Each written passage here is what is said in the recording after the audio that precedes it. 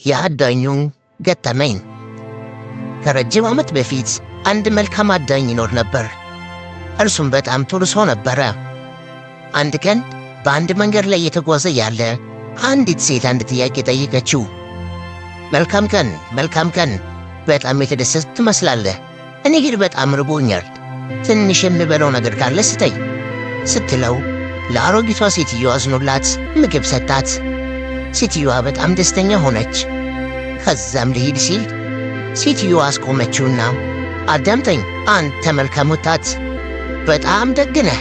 ስለዚህ አንድ ሚስጥር እነግርሃለሁ። ወደፊት ስትሄድ አንድ የዋርካ ዛፍ ታገኛለህ። 3 ወፎች በዛ ላይም አሉ። እነርሱም የምትፈልገውን የሚፈጽምልህን ካባ ይዘዋል። ቀስትን ወርውረህ ያንን ካባ ከእነሱ ላይ ውሰድባቸው። በተጨማሪም ላባቸውን ሰብስብና ውሰድ። እነሱም በእጅ ካስገባ በኋላ በየዕለቱ ማለዳ ከተራስ ስር ወርቅ ተቀምጦ ታገኛለህ አለችው።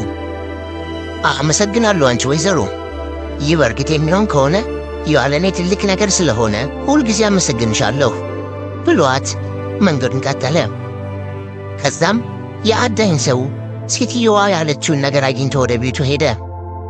ካባውንም ግድግዳ ላይ ሰቀለው። እናም ትራሱን ተንተርሶ ተኛ። ላባውንም እላዩ ላይ አደረገ። በጣም የሚያምር ቀን ነበር። አዳኙ በጠዋት ሲነሳ ከትራሱ ስር ተመለከተ። የሚገርመው በዚያ የወርቅ ሳንቲም ተቀምጦ ነበር።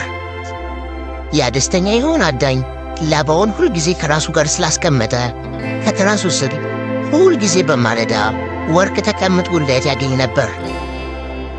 አንድ እንስራ የሚሞላው ወርቅ ሰበሰበ። ልክ ይህ ሲሞላለት በደስታ ሆኖ ወደ ውጭ ዓለም እየተመለከተ እንዲህ አለ፣ አሁን እኔ በጣም ሀብታም ሰው ነኝ። በዚህ ሁሉ ሀብት ምንድን ነው የማደርግበት? ከዚህ ወጥቼ ወደ ዓለም ሁሉ መሄድ አለብኝ፣ ርቄ መጓዝ አለብኝ ብሎ አሰበ። ስለዚህም ሀብታሙ አዳኝ ዓለምን ለመዞር ወጣ። ርቆ በመሄድ በጫካ ውስጥ፣ በወንዝ ላይ፣ በየተራሮቹ ካባውንና ላባውን ለብሶ ይጓዝ ነበር። በተለያየ ቦታ ቢደርስም በየቦታው ግን ወርቅ መሰብሰቡን ቀጥሏል። አንድ ቀን አንድ የሚያምር ቤት ደረሰ። በውስጡም በጣም የምታምር ሴት አየ። ሃሃሃ ያንን ወጣት አየሽው?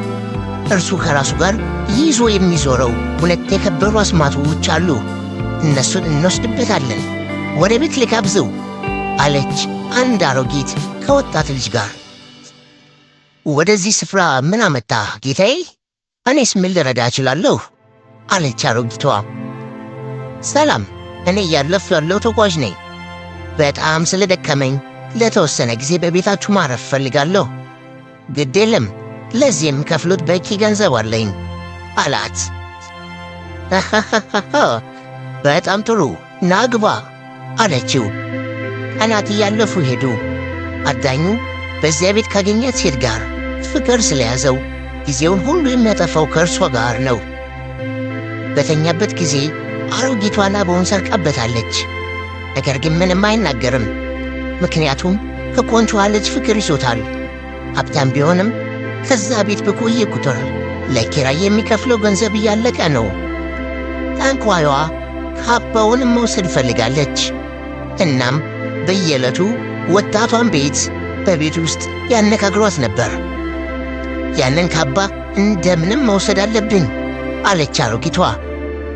ሰውየው እኮ ሀብቱም ሁሉ አጥቷል፣ እባክሽ ይህንን ተይለት አለች ወጣቷ። የምነግርሽን ነገር ታደርጊያለሽ፣ እኔ ካባውን መውሰድ አለብኝ ብላ ተቆጣቻት። ሰላም ውዴ፣ ያዘንሽ ትመስያለሽ፣ ምን አጋጠመሽ? አላት አዳኙ።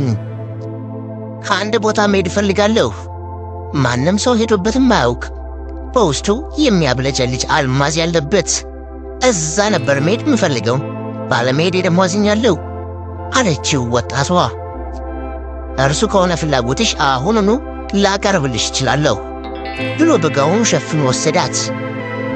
ይገርማል፣ እንዳልከው አደረክልኝ፣ በጣም ይደንቃል ብላ ተገረመች። በጣም አመሰግናለሁ ውዴ አለችው። በጣም ደስ ስላለሽ ደስ ብሎኛል። ለጥቂት ጊዜ ተደግፌሽ ባርፍ ትፈቅጂልኛለሽ? በጣም ደክሞኛል አላት። ከዛም ሲተኛ ቀዩን ጋውን ይዛበት ተሰወረች። አዳኙ ከተኛበት ሲነቃ አንድ ነገር እንደተሰራ ገባው። በቁጣም ሴትይቱን ይረግማት ጀመር። ምን አይነት ክፉ ሰዎች ናቸው! አሁን ምን ያደርግላቸዋል? እኔስ ምን አደርጋለሁ? በዚያን ጊዜ 3 የሚያስፈሩ ፍጥረቶች እንደመጡ ሲያውቅ እናም ሮጦ ማምለጥ እንደማይችል ሲረዳ እንደ ሞተ ሰው ሆኖ ወደቀ። አስፈሪዎቹ ሰዎች ምን ሊያደርጉበት እንደሚችሉ ይወያዩበት ጀመር። እንግደለው እናም እንብላው ሲል አንደኛው፣ ዳባላዎች ተሸክመው ከዚህ ሆስፒታል አለ ሁለተኛው። ሌሎች ሰዎች ያምሱብናል፣ ሌላ ችግር ውስጥ አንግባ፣ እንደዛ ይመስለኛል አለ ሶስተኛው። በዚህ መሃል አዳኙ ነቅቶ እኔ በእነዚህ ዳመናዎች ላይ መብረር ከቻልኩ ከዚህ ላመልጥና ንብረቴንም ላገኝ እችላለሁ አለ። ወዲያውም ደመና ላይ ወጣ። የተወሰነ ርቀት ካንሳፈፈ በኋላ ከአንድ ጫካ ውስጥ ጣለው። ከዚያም ተነስቶ ቀን በፀሐይ ማታ የከዋክብት ብርሃን እየተከተለ ወደ ሕንፃው አመራ። በመንገድ ላይ አንድ የአትክልት እርሻ አመራ። በጣም ስለራበው ሰላጣውንም ለመብላት ወሰነ። የበላው ከከበደው በኋላ ወደ ፍየልነት ቀየረው። የዚህ እርሻ ሰላጣ አስማት እንዳለበት ገባው። በጣም ስለደረገጠ ሌላ አይነት ሰላጣ መመገብ ጀመረ።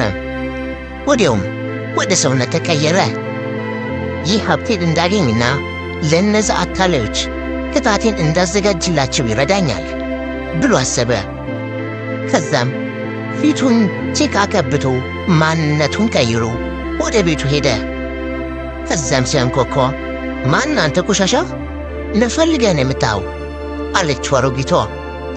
እማማ በዚህ የማልፍ መንገደኛ ነኝ። ለንጉሡ የሚሆን ምርጥ ሰላጣ እንዳገኝ የተላኩ መንገደኛ ነኝ። አሁን አግኝቻለሁ፣ ይኸው ተሸክሜያለሁ። እባክሽን ለአንድ ምሽት አሳርፊኝ አላት። በእውነት በዚህ መንግሥት ውስጥ ያለውን መልካም ሰላጣ ተቀምሰኛለህ አለችው። በሚገባ እናቴ ብሎ መለሰላት። ይህ በጣም ጣፋጭ ነው እየተባባሉ አሮጊቷና ወጣቷ ልጅ ሰላጣውን በሉ። ከዛም ሁለቱ ወደ ፍየልነት ተቀየሩ። በዚህ አይነት አዳኙ ሀብቱን ሁሉ አስመለሰ።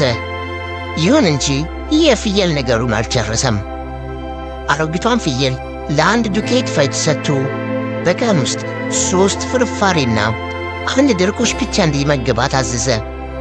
ወጣቷንም በተመሳሳይ 3 ጊዜ ፍርፋሪ እናም ደግሞ 1 ጊዜ ድርቆሽ እንዲመግባት አዘዘው። ከጥቂት ቀናት በኋላ ባለ ወፍጮ ወጣቷን ይዞ ተመለሰ። ጌታዬ፣ አሮጊቷ ፍየል ሞታለች። ይህችኛዋም ብዙ ሐዘን ስለተሰማት ብዙ አትቆይም አለው።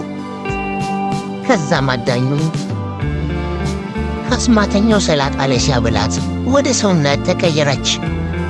አንተ የተወደድክ አዳኝ፣ ስላጠፋሁት ሁሉ ይቅርታ ጠይቃለሁ። ያንን ጥፋት ያሰራችኝ ጠንቋይዋ ነች።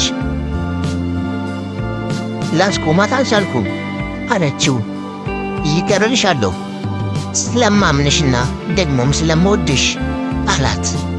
ከዚያ በኋላ በኖሩበት ዘመን ሁሉ ደስተኛ ሆነው ኖሩ።